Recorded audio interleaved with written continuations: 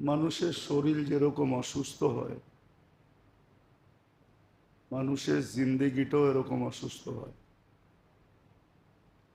শুধু শরীর যে রোগে আক্রান্ত হয় এমন না, জীবনটাও কিন্তু রোগে আক্রান্ত হয়।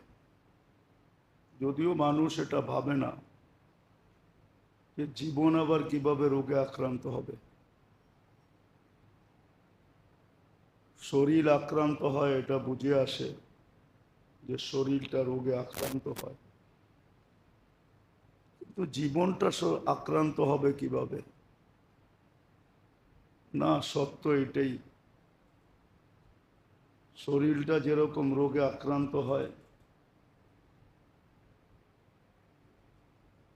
তদ্রূপ জীবনটাও রোগে আক্রান্ত হয়।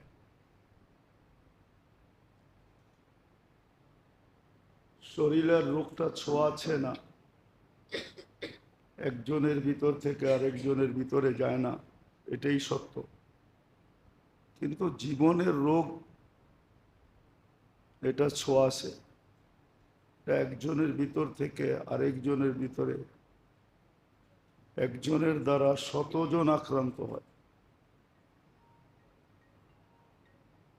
কিন্তু শরীরের রোগ নিয়ে তো গবেষণা আছে, আলোচনা আছে, চর্চা আছে, শিক্ষা আছে, দীক্ষা আছে, কিন্তু জীবনের রোগ নিয়ে কোনো গবেষণা নেই, চর্চাও নাই, আলোচনাও নাই, শিক্ষাও নাই, দীক্ষাও নাই।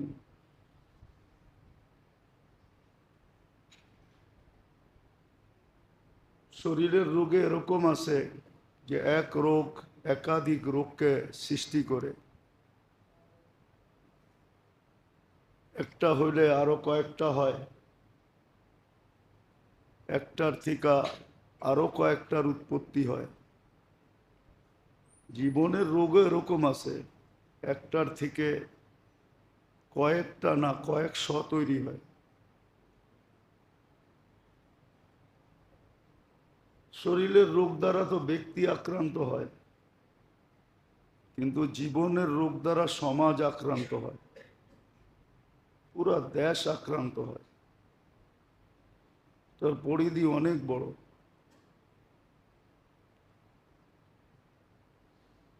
শরীরের রোগের উপশমের জন্য,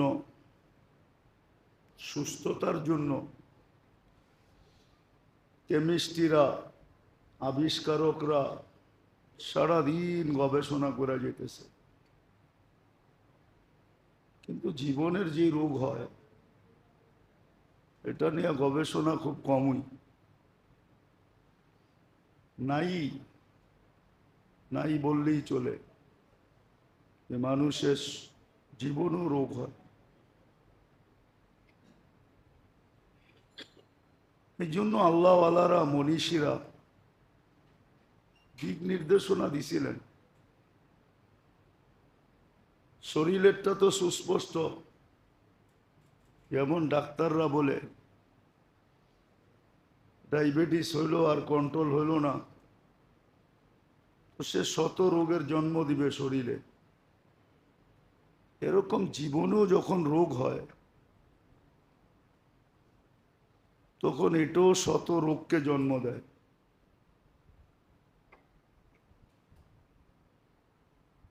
শরীরের রোগ এরকম কয়টা জানি না যে একাধিক রোগকে জন্ম দেয়, দুই চারটাই হবে, দুই চার দশটাই হবে।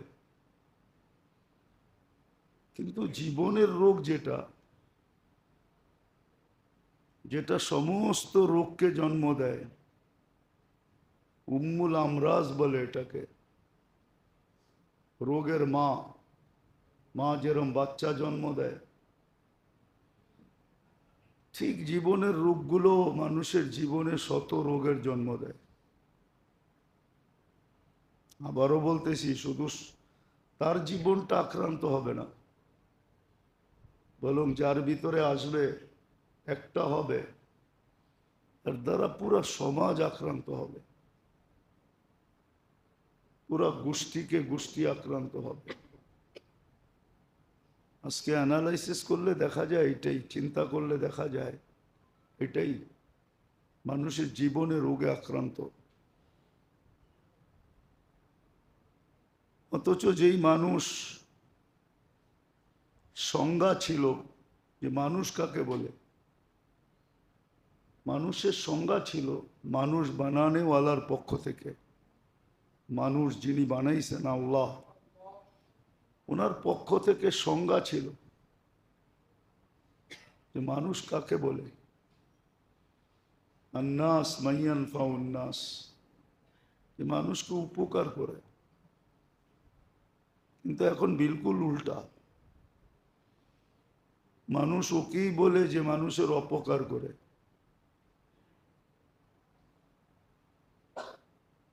সমাজ ওকেই সমীহা করে।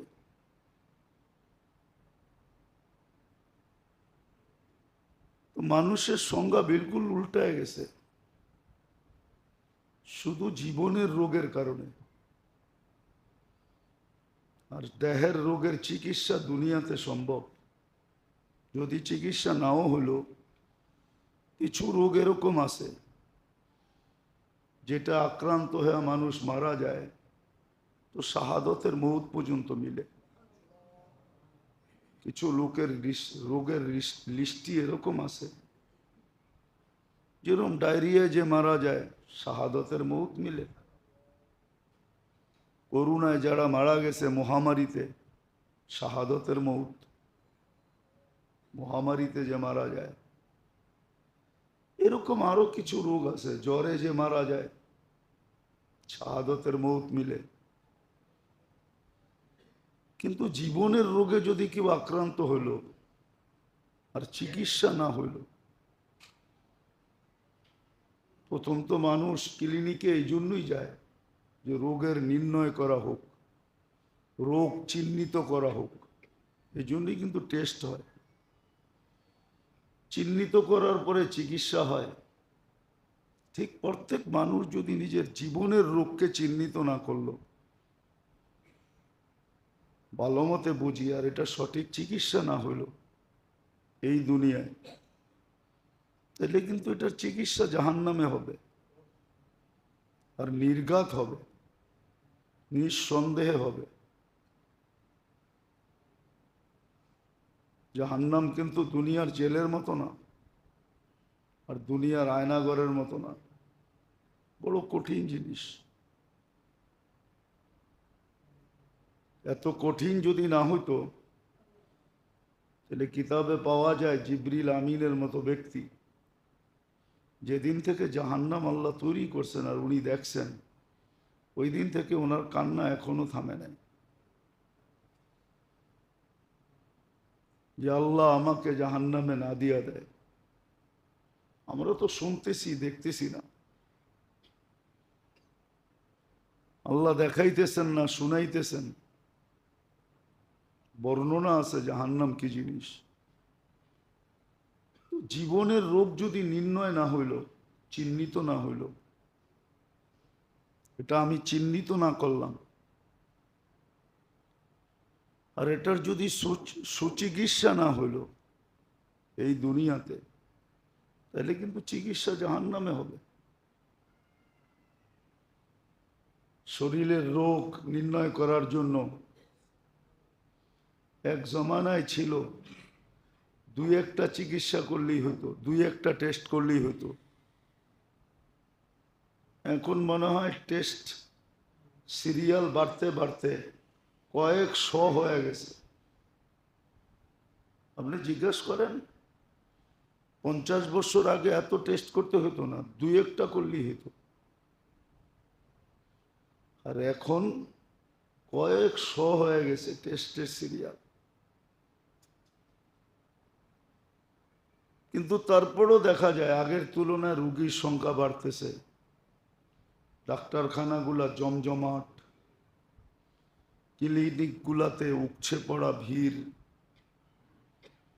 এত টেস্টের মাত্রা বাড়ার পরেও যে রোগের মাত্রা কমছে এমন না, মেডিসিন বাড়ার পরেও যে রোগের মাত্রা কমছে এমন না। কিন্তু গবেষণা চলতেই আছে, চলতে থাকবে। এটা নিয়ে আমাদের আলোচনাও না, বুঝানোর জন্য বলতেছি, বোঝা উচিত যে আমার জীবনটা কোন রোগে আক্রান্ত। আর মৌলিক রোগ কয়টা আসলে দেখলে দেখা যায়? জীবনের মৌলিক আসল রোগ হলো 6 থেকে 7টা, যেগুলা সব রোগকে অস্তিত্ব দেয়। এর থেকেই সব রোগ পয়দা হয়, এইগুলার থেকেই সব রোগ সৃষ্টি হয়। আর হইতে হইতে বাড়তে বাড়তে এত বাড়ে, এত বাড়ে, যেটা বলা অতীত বাড়ে, বলা অতীত বাড়ে, বলা অতীত বাড়ে, এত বাড়ে। তো যেটা বুঝাইতেছিলাম, ভালো মতে বুঝি আর নির্ণয় করি, চিহ্নিত করি যে এই রোগগুলো আমার ভিতরে আছে কিনা, চিকিৎসা করি। কেননা সত্য এটাই, দেহটা আল্লাহর দেওয়া, যদিও আমি ব্যবহার করি, আমি আমার বলি, কিন্তু বাস্তবে এটা আমার না। তো সৃষ্টিকর্তা একজন অবশ্যই আছেন। এটা নিজে নিজে হয় না। নিজে নিজে যদি হইতো তাহলে মানুষ সন্তানহীন কেন থাকতো? বহুত মানুষ দুনিয়াতে আছে সন্তানহীন, সন্তান নাই। নিজের সারা জীবনের পুঁজি অন্যের হাতে উঠাইয়া দিয়া দিছে। নাম বলা যাবে, সারা বাংলাদেশের মানুষ চিনবে, নিজের সন্তান নাই। পালক সন্তানের হাতে কোত্থেকে পালতে আনছে এটাও জানে না, সারা জীবনের সম্পত্তি ওর হাতে উঠাইয়া দিছে। ও মোচ করতেছে, ফুর্তি করতেছে, আছে, নাম বলবো না, নামও জানি। সমাজে শীর্ষস্থানীয় লোক আছে, সন্তান নাই, নিঃসন্তান, কিন্তু একটা পালক আনছে, হয়তো বাইকটা আনছে, নাইলে বোনেরটা আনছে, ওর হাতে সব উঠাইয়া দিয়া দিছে সম্পত্তি। আর নিজে ফুর্তিতে আসে, ভাবতেছে আমার সন্তানই তো খাইতেছে, আসলে ওর সন্তানই নেই। তো বুঝা গেল এটা সৃষ্টিকর্তা আল্লাহ। ইয়াহিবু লিমান ইয়াশাআ যুকুরা ওয়া ইয়াহিবু লিমান ইয়াশাআ ইনাসা ওয়া ইয়াজআলু মান ইয়াশাআ আকিবা। কোরআন এটাই বলে, যাকে ইচ্ছা মেয়েই দেন, যাকে ইচ্ছা ছেলেই দেন, যাকে ইচ্ছা কিচ্ছু দেন না। তো এটা বানানেওয়ালা আল্লাহ, কসম খোদা, আল্লাহ বানানেওয়ালা। বিদায় জীবনের লোক চিহ্নিত করা উচিত। এটার হিসাব কিতাব কিন্তু নিবে এমন না, জাররারও হিসাব নিবে। জাররা তো চিনেন না? জাররা যদি চিনতেন, ওটার জন্য গ্রামে যেতে হবে। আর ওই পুরান যুগের ঘর হইতে হবে, বেড়ার ঘর। ওটা দিয়ে যখন সকালবেলা বা বিকালবেলা পূর্বের সূর্য অথবা পশ্চিমের সূর্য যখন ঘরের ভিতরে ঢোকে, ওটার ভিতরে তাকাইলে দেখা যায় কি জানি নড়ে চড়ে বালুর কণা দেখা যায়, ওটার নাম জাররা। জাররারও হিসাব নেবেন। ومن يعمل مثقال ذرة شرا يره ومن يعمل مثقال ذرة خيرا يره।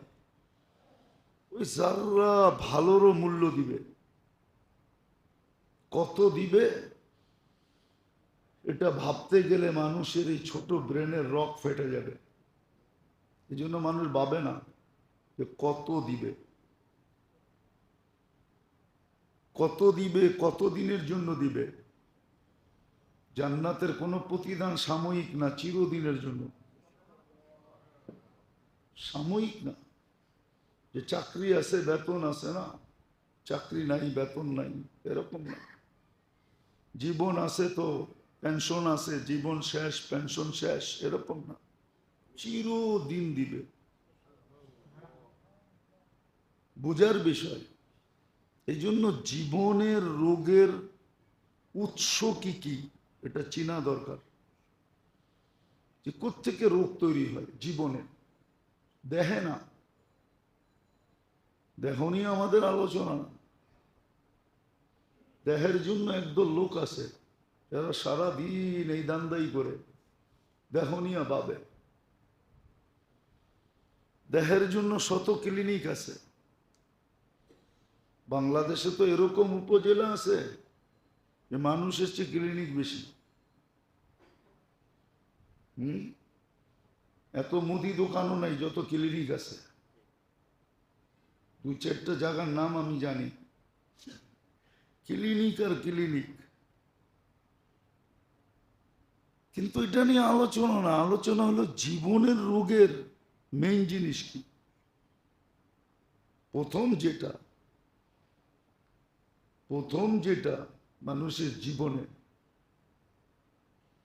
আল্লাহ রসুলের ওয়াদা এবং ওয়াইদ, অঙ্গীকার এবং শাস্তির উপরে যাদের পরিপূর্ণ বিশ্বাস নাই, পরিপূর্ণ ইয়াকিন না থাকা, আল্লাহর ওয়াদা এবং ওয়াইদ, আল্লাহ রসুলের ওয়াদা এবং ওয়াইদ করার পরে কি বিনিময় দিবে, না করলে কি শাস্তি দিবে, পরিপূর্ণ ইয়াকিন যদি না থাকলো, চোখ বন্ধ করা। আজকে আমাদের অতটুকু নাই, অতটুকু বিশ্বাস নাই। গুলি ঠিক আছে, গুলি বিলকুল তাজা, কিন্তু বন্দুক নষ্ট। অথবা গুলিও তাজা, বন্দুকও ঠিক আছে, কিন্তু আপনার ট্রেনিং নাই, আপনি কি করবেন? আজকে আমাদের ট্রেনিং নেই। গুলিও তাজা, বন্দুকও ঠিক, কিন্তু নাই কি ট্রেনিং নেই। অথবা গুলি তাজা, বন্দুক নষ্ট, ট্রেনিংও নাই। সত্য এটাই। আপনি দেখেন আবু দারদা রাদিয়াল্লাহু তাআলা আনহুকে, উনিও জানতেন এই হাদিস, আর সাহাবী কুল্লুহুম উদুল, সাহাবায়ে কেরাম প্রত্যেকে সত্যবাদী। আল্লাহ রসুল গ্যারান্টি দিতেছেন, আসহাবী কুল্লুহুম উদুল, আমার সাহাবারা প্রত্যেকে সত্যবাদী। আয়েশা খবর দিতেছে তোমার ঘরে আগুন লাগছে, আর উনি দৃঢ়তার সাথে বলতেছে না লাগে নাই। দ্বিতীয় জন এসে বলতেছে লাগছে, তারপরে উনি বলতেছেন না লাগে নাই। তৃতীয় জন বলতেছে শুধু লাগে নাই, সব শেষ হয়ে গেছে, তারপরও বলতেছেন লাগে নাই।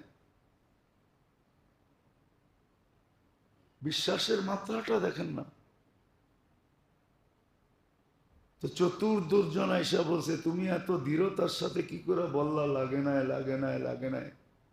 আমি তো দোয়া পড়া বাহির হয়েছি। আর আল্লাহ রসুলের কথা, যে সকালবেলায় দোয়া পড়বে সন্ধ্যা পর্যন্ত ওর ওইখানে হঠাৎ কোনো বিপদ আসতেই পারে না।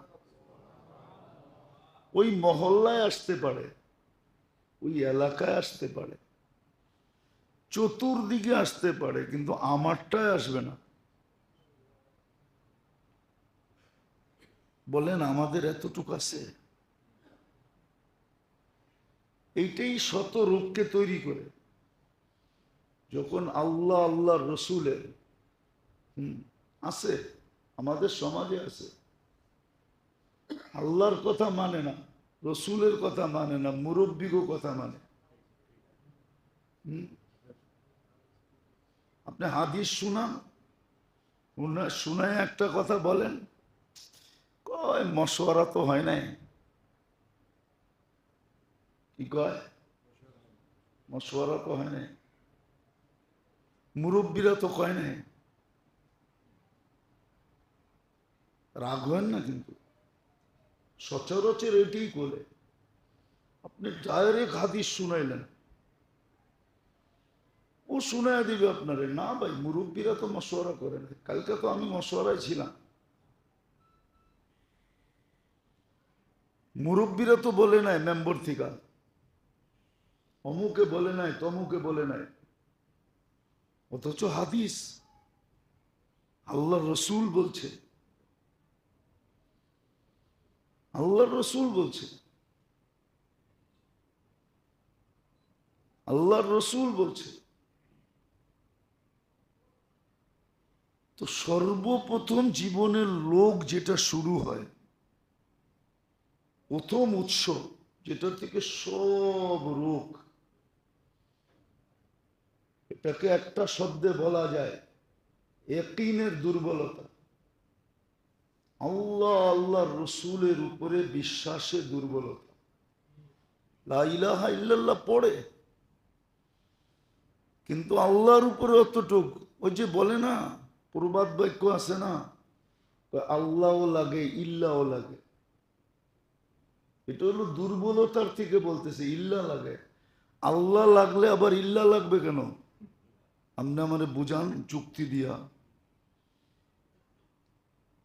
সমস্ত কিছু যার কাছে যার থিকা, ওইখানে আবার ইল্লা লাগবে কেন? আল্লাহও লাগে ইল্লাও লাগে, আল্লাহও লাগে ইল্লাও লাগে, তাহলে এটা কেন বলবে? বোঝা গেল ইয়াকিনের দুর্বলতা থেকে সমস্ত হাজারো রোগ তৈরি হয়, হাজারো রোগ, হাজারো রোগ। এই জন্য সাহাবা একরাম এটাই দেখছেন, দুটা জিনিস দেখছেন, আর আমাদেরকে তিনটা জিনিস দেখতে হবে, একটা বাড়ায়া দেখতে হবে। না নাউজুবিল্লাহ না, সত্য শুনেন আগে, তারপরে নাউজুবিল্লাহ পড়েন। সাহাবা দেখছেন আল্লাহ বলছে কিনা, আল্লাহ রসুল বলছে কিনা। আমাদেরকে আরেকটা বাড়ায়া দেখতে হবে যে আল্লাহ বলছেন কিনা, রসুল বলছেন কিনা, আর রসুলের সোহবত ইয়াফতা সাহাবা বলছেন কিনা। কেন আল্লাহ রসুল সাল্লাল্লাহু আলাইহি ওয়াসাল্লাম বলছেন, বিআইয়িহিম ইকতাদাইতুম ইহতাদাইতুম। আমার ১৬ লক্ষ সাহাবা, যার মেজাজ তোমার পছন্দ হয়, মেজাজ বোঝেন, যার মেজাজ তোমার পছন্দ হয়, এর যার পিছে তুমি চলবে তোমার পছন্দ মতো, তুমি গন্তব্যে পৌঁছা যাবে। তাহলে আমাদেরকে তিনটা দেখতে হবে, তাইলে ইয়াকিন ঠিক হবে। আল্লাহ বলছে শেষ, এখানে আর কোনো সে নাই। রসুল বলছে আর কোনো সে নাই। কিন্তু যুক্তি দেয় কি আল্লাহ লাগবে ইল্লাহ লাগবে। যুক্তি দেয় কি আল্লাহ ঘরে আইসা দিয়া যাবে। অনেক যুক্তি দেয়, অনেক তর্ক দেয়। এটা হলো জীবনের রোগ আছে, ওর ওর জীবনে রোগ, ওর জিন্দেগিতে রোগ আছে, যার কারণে ও যুক্তি দেয়, যার কারণে ও যুক্তি দেয়। যেমন কাহিনী আছে সত্য, খোরাসান একটা শহর ছিল, এখনো আছে রাশিয়ার ভিতরে। আগে তো এটা পুরো মুসলিম স্টেট ছিল, রাশিয়া পুরাটাই মুসলিম স্টেট ছিল। খোরাসান, আজারবাইজান, উজবেকিস্তান, বুখারা, তাশকন্দ, এগুলো সব মুসলিম ঐতিহ্য ছিল। আজও হাজারো নিদর্শন এখানে আছে, ঘুরতে গেলে দেখা যায় হাজারো নিদর্শন পুরা আছে।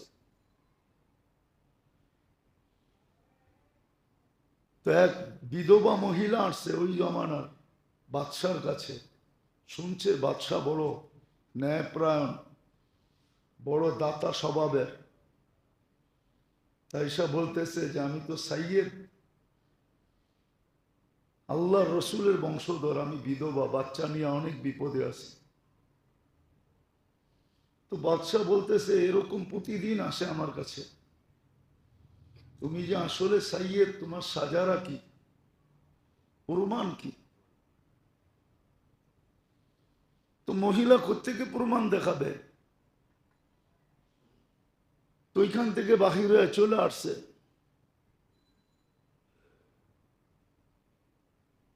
চলে আসার পরে শুনছে যে এক অগ্নি পূজক পাশে আসে, সে বড় দাতা স্বভাবের লোক। তো তার কাছে গেছে, সে আশ্রয় দিয়া দিছে। তো রাত্রে স্বপ্নে দেখছেন রাজা রাসূলুল্লাহ সাল্লাল্লাহু আলাইহি ওয়াসাল্লামকে জান্নাতের এক ঘর দেখছেন। বলছে ইয়া রাসূলুল্লাহ, এই ঘরকে? কয় যে মুসলমান, মোমেন। তো বলছে আমিও তো মোমেন, আমিও তো মুসলমান। তো বলছে প্রমাণ দাও, প্রমাণ দাও। তুমি না আমার মেয়ের কাছে প্রমাণ চাইছো, তুমিও প্রমাণ দাও। তো সে ঘুমের থেকে সজাগ হয়ে তালাশ করতে শুরু করছে, এই মহিলা গেছে কোথায়। তো ওই অগ্নি পূজকের কাছে গেছে, যা বলছে ভাই এই ফ্যামিলি আমাকে দিয়া দে, তুই যত টাকা দিছস আমি এর চেয়ে 10 গুণ বেশি দিব। তো মজুসি বলতেছে বেচা কিনা হয়ে গেছে, যেই স্বপ্ন তুমি দেখছো ওই স্বপ্ন আমিও রাত্রে দেখছি, আমি মুসলমান হয়ে গেছি, বিদায় আর বেচা কিনা করা যাবে না, সৌদা কমপ্লিট। সত্য এটাই, মানুষের ইয়াকিনে যখন দুর্বলতা থাকে, ইয়াকিনে আল্লাহ, আল্লাহ রসুল এবং সাহাবায়ে কেরাম, এই 3 জিনিসের কথার উপরে যখন দুর্বলতা মানুষের থাকে, এটা হলো রোগ সৃষ্টির উৎস। এইখান থেকে হাজারো রোগ তৈরি হবে, এইখান থেকে হাজারো রোগ তৈরি হবে। আর ইয়াকিনের দুর্বলতা থেকে, ইয়াকিনের দুর্বলতা থেকে মানুষের ভিতরে এমন কি রোগ তৈরি হইতে হইতে হইতে হইতে হইতে এটা 2টা স্তরে পৌঁছতে পারে, 2 স্তরে। যেমন কিছু রোগ আছে হইতে হইতে ক্যান্সার পর্যন্ত যায়, তো ডাক্তার নিচে লেখা দেয় নো অ্যান্সার। যদিও বর্তমানে চিকিৎসা করে, কিন্তু সফলতার মুখ খুব কম দেখে, খুব কমই সফল, অসফলই সব। তো ইয়াকিনের দুর্বলতা যখন মানুষের, তো বলছে এদিকে আস। আসার পরে আল্লাহওয়ালা ছিলেন, পাগড়ি খুলা বলে মাথায় দিয়া দিছে, এবার সামনে দেখ। ও দেখা চিৎকার দিয়া উঠছে, হুজুর এটা কি দেখতেছি? কয় এই জন্যই চেহারাটা ডাইকা আসি, এই জন্যই চেহারাটা ডাইকা আসি। সত্য এটা, আপনি মানেন আর না মানেন। চেহারায় মানুষ থাকে, আসলে মানুষ হয় না, আসলে মানুষ হয় না। হাজারো রোগ পয়দা হয় যখন মানুষ নিজেকে নিজের মনের অধীন করে, মন মতো চলে, অথবা বিবেকের অধীন করে, অথবা বুদ্ধির অধীন করে, অথবা দুনিয়ার শিক্ষার অধীন করে, দুনিয়ার শিক্ষার অধীন করে, তখন মানুষ মানুষ থাকে না। আচ্ছা বলেন, মানুষ যদি মানুষ হতো, দুনিয়ার মানুষ যদি বর্তমানে মানুষ হতো, তাহলে আপনি ফিলিস্তিনের দিকে তাকান, এ কি মানবতার কাজ? শিশু মারা, মহিলা মারা, বৃদ্ধদেরকে মারা,